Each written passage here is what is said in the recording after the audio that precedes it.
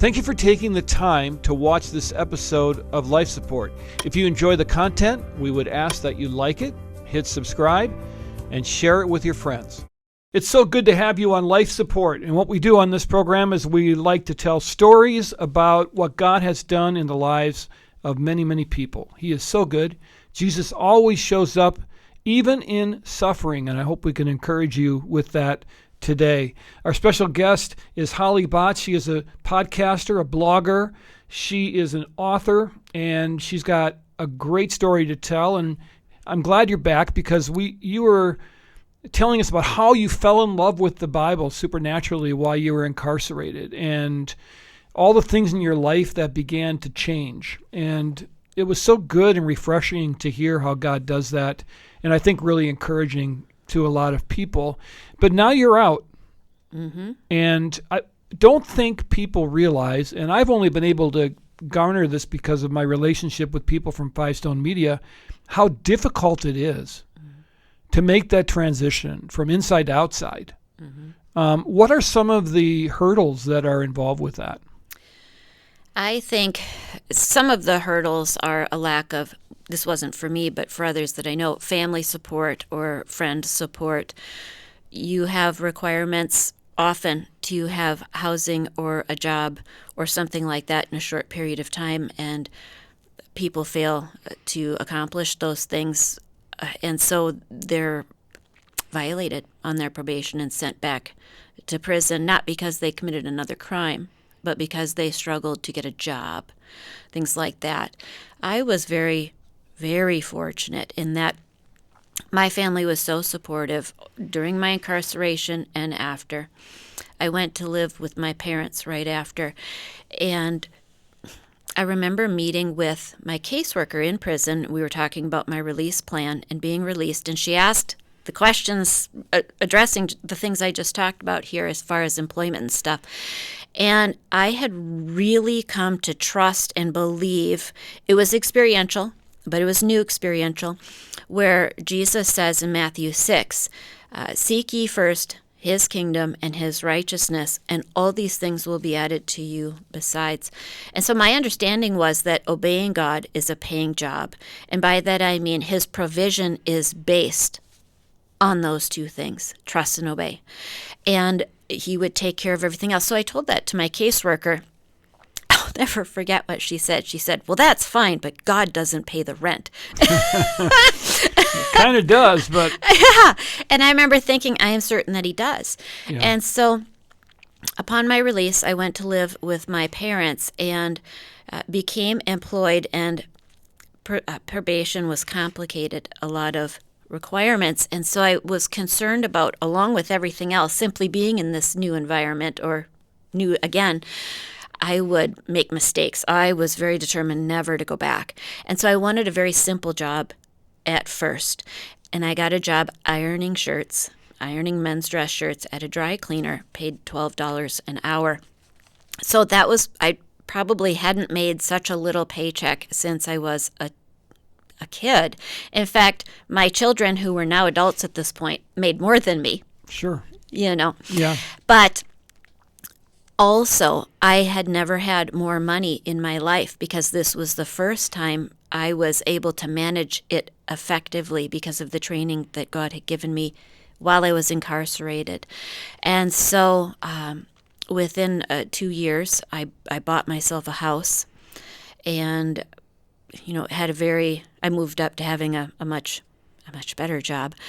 And I'm just so grateful for all of that So provision. the training inside that we only kind of hear about tangentially, when we're out here, that works. If somebody wants to make it work, there's real help there?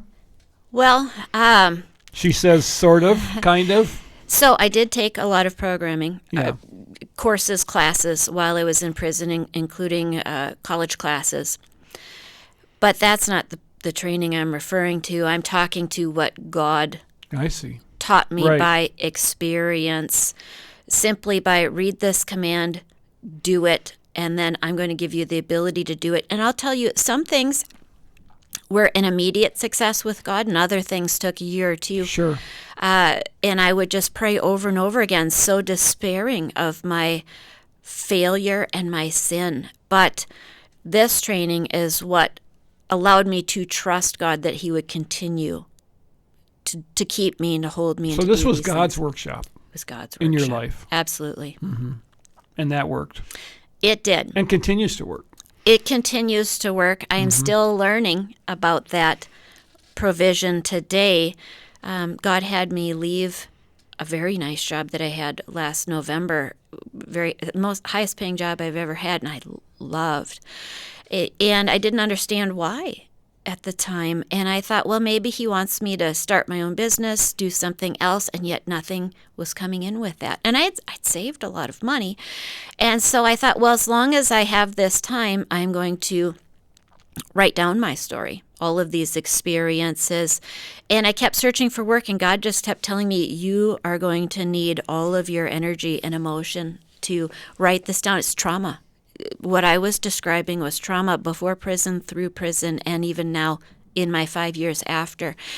And so finally I understood that I need to go back to that Matthew 6 verse where it's His kingdom and His righteousness, and not tell God where provision should come from. Don't be asking necessarily for a new job or new clients.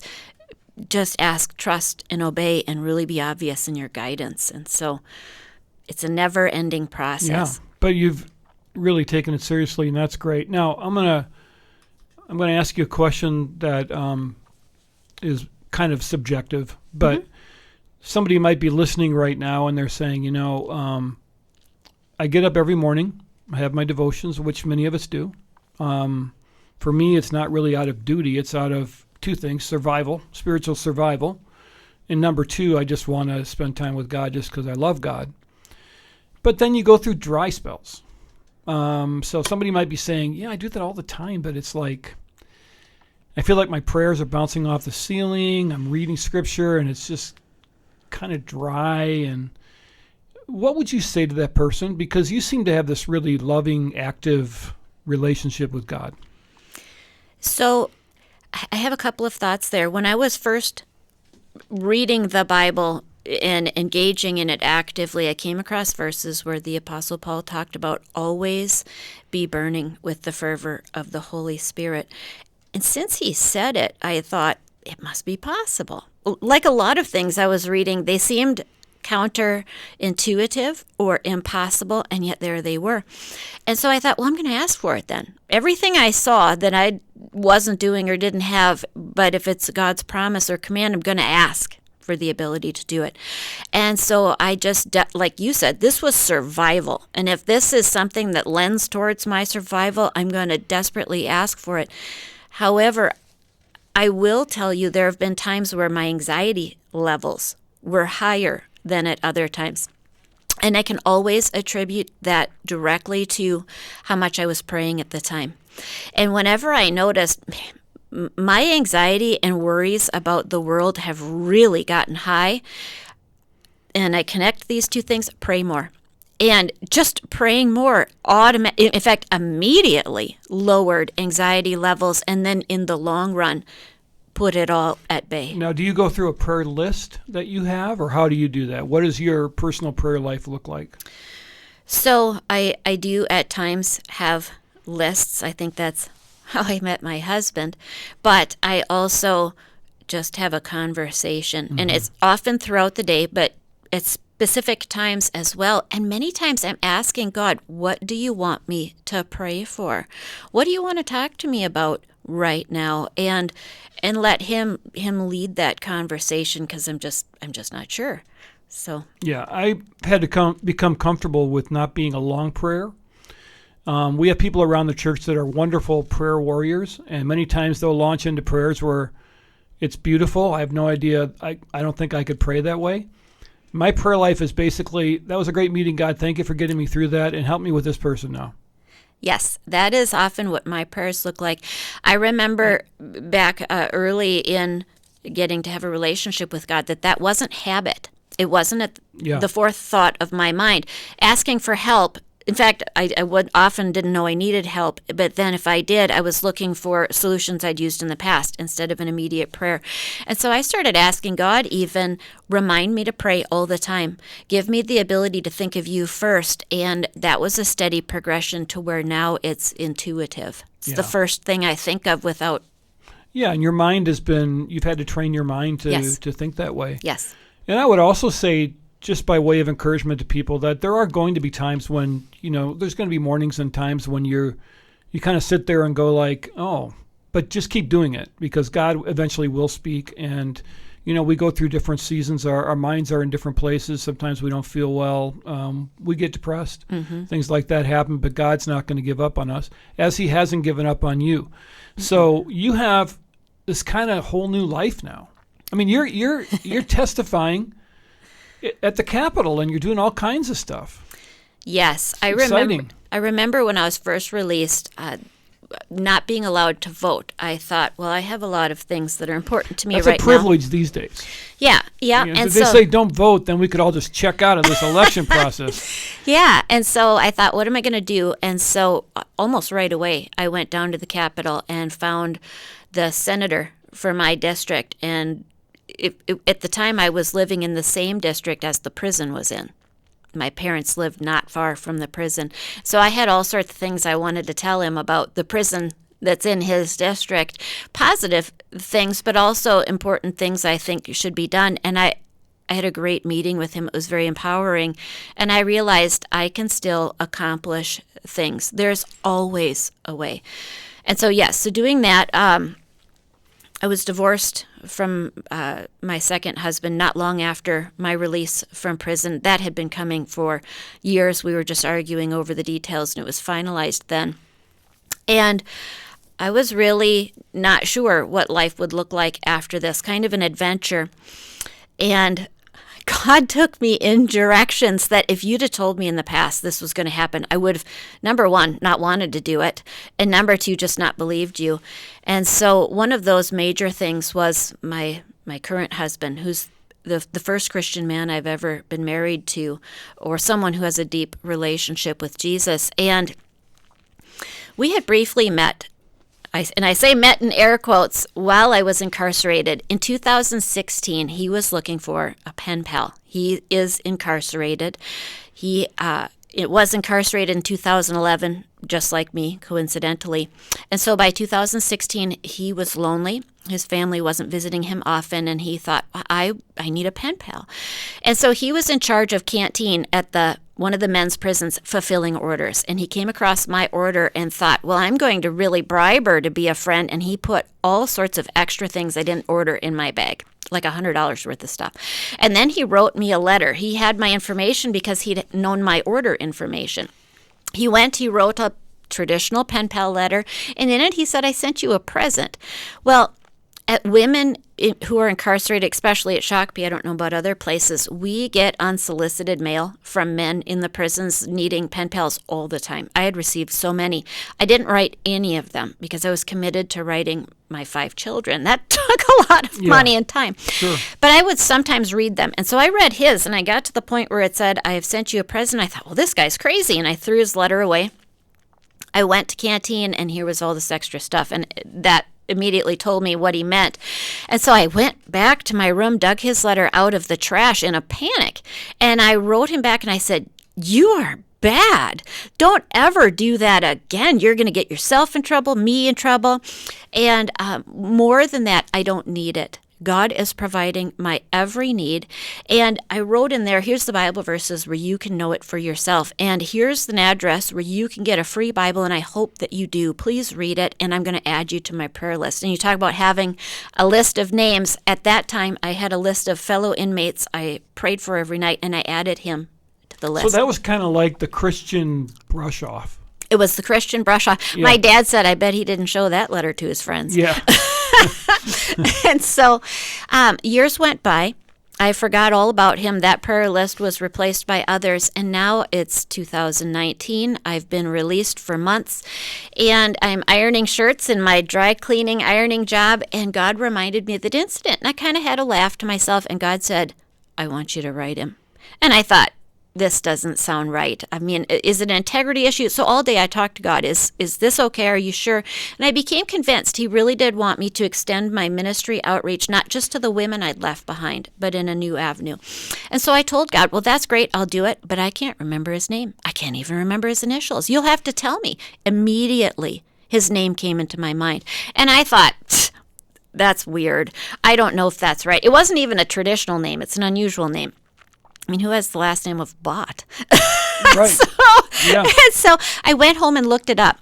And you can look up who's incarcerated. And I found this was a real person who was incarcerated, but he was in the wrong prison. And so I thought maybe this is just another name from pen pals that tried to connect with me and not the guy I'm thinking of. But I'll tell you something else that really hit home for me at that moment. I believed when I left prison that because of my incarceration and the women I had befriended there with many different crimes, some very, very serious, that where it talks about in the Bible not judging by appearances and loving everyone, I didn't have that sin. I had that one conquered. And God was about to show me, oh no, you still have biases and I need to weed that out. And so when I looked up my husband's information, I realized immediately he is a sex offender. His crime was a sex offense. And what's more, he was a man. And, you know, I'm a small woman and he was a big man. I thought, oh my goodness, he's scary. God, I am not talking to him. That was funny. Ha ha ha. Great adventure. But it's over now. And I closed my computer down and I rejected the idea altogether. And so the next day I went back to work and God's talking to me all day. I want you to write him. No, I don't think so. He's like, but I gave you his name. Yeah, that was fun too, but no. Right. And God said to me, if you don't tell him about Jesus, who will? And I could not argue that. And I was still scared.